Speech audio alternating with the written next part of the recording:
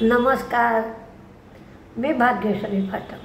Market आणि मी हा सोप्या मराठीतून शेअर मार्केट समजावून सांगण्याचा माझा एक उपक्रम आहे. हल्ली चांगल्या बातम्या आल्या तर सांगायला मजा येते, कारण त्याचा परिणाम मार्केटवर चांगला होईल आणि मार्केट तेजीत राहील, तुम्हाला सगळ्यांना आनंद होईल अशी अपेक्षा असते त्यामागे. तसं आत्ता महागाईचे आकडे आले आणि प्रोडक्शनचे पण आकडे आले. महागाईचे आकडे फेब्रुवारीचे आणि प्रोडक्शनचे आकडे 1 महिना आधीचे म्हणजे जानेवारीचे असतात. नेहमीच असं असतं. तर फेब्रुवारीचे महागाईचे आकडे जे आले ते 3.61 एवढे आले. गेल्या वेळेला ही महागाई होती 4.31. महागाईचे आकडे, महागाई कमी झाली ही चांगली गोष्ट आहे. आणि IIP म्हणजे प्रोडक्शन वाढलं ते 5% झालं. पूर्वी IIP 3.2 एवढी आकडेवारी होती. 3.2 वरनं 5% एवढं प्रोडक्शन वाढलं आणि महागाई कमी झाली.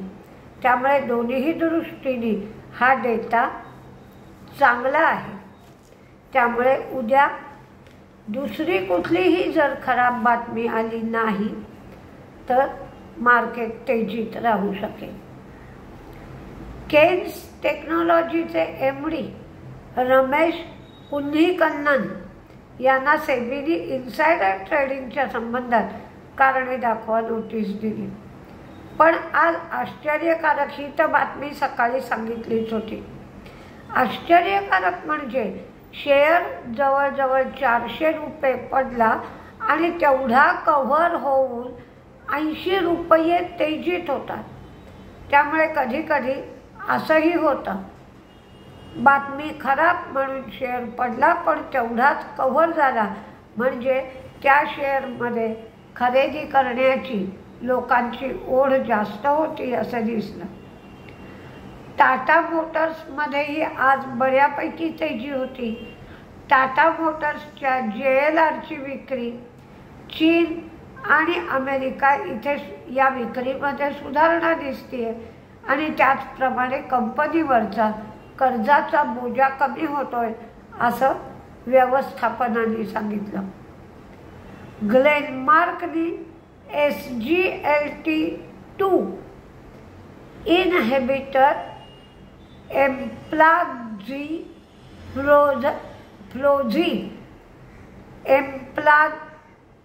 एम्पाग्ली बघा EMPAGLI फ्लोक्झाईन FLOZINE एम्पाग्ली फ्लोझाईन हे औषध डायबिटीजवर आहे. ते औषध लॉन्च केलं आणि ते ग्लेनपा या ब्रँडखाली लॉन्च केलं.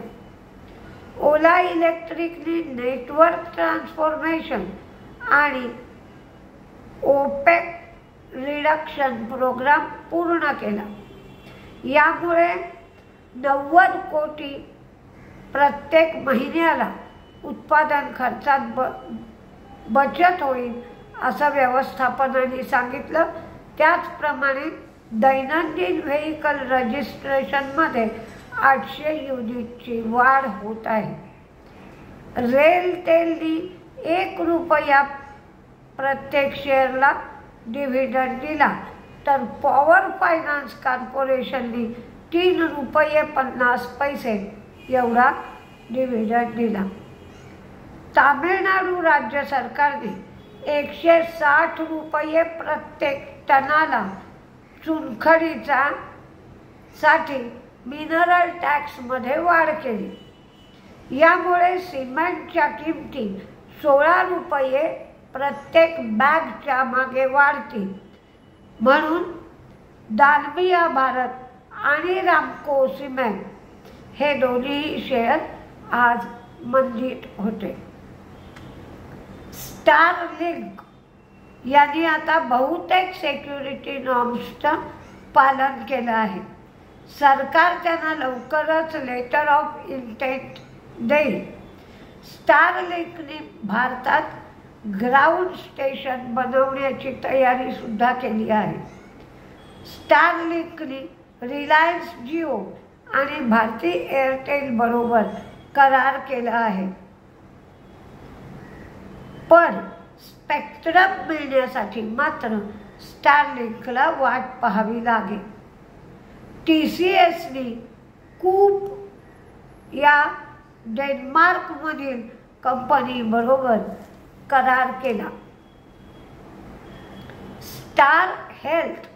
स्टार हेल्थने भारत प्राकृतिक चिकित्सा मिशन बरोबर करार केला. इन्फोसिसमध्ये आज 29.84 लाख शेअर्सचा 470 कोटींचा सौदा झाला.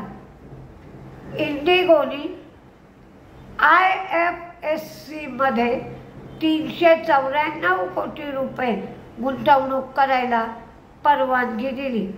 IFSC म्हणजे इंटरग्लोब फायनान्शियल सर्व्हिसेस लिमिटेड. BELला अश्विनी रडार्ससाठी 2463 कोटींची ऑर्डर इंडियन एअरफोर्सकडून मिळाली. ही बातमी मात्र मार्केट संपल्यानंतर आली आहे. म्हणजे महागाईचे आकडे, प्रोडक्शनचे आकडे, ही BELची बातमी, या सगळ्या गोष्टी मार्केट संपल्यानंतर आल्यामुळे त्याचा परिणाम आजच्या मार्केटवर झालेला नाही. तर उद्या या BELच्या ऑर्डरचा परिणाम शेअरवर होऊ शकतो, हे तुम्ही लक्षात घेतलं पाहिजे. दुसऱ्या दिवशी मार्केट पाहताना संध्याकाळचा व्हिडिओ आणि दुसऱ्या दिवशी सकाळचा व्हिडिओ दोन्हीचीही सांगड घालून मार्केट बघत जा, म्हणजे अधिक चांगला तुम्हाला उपयोग होऊ शकेल. आता बघूया आपण उद्याचं मार्केट कसं असेल ते. नमस्ते.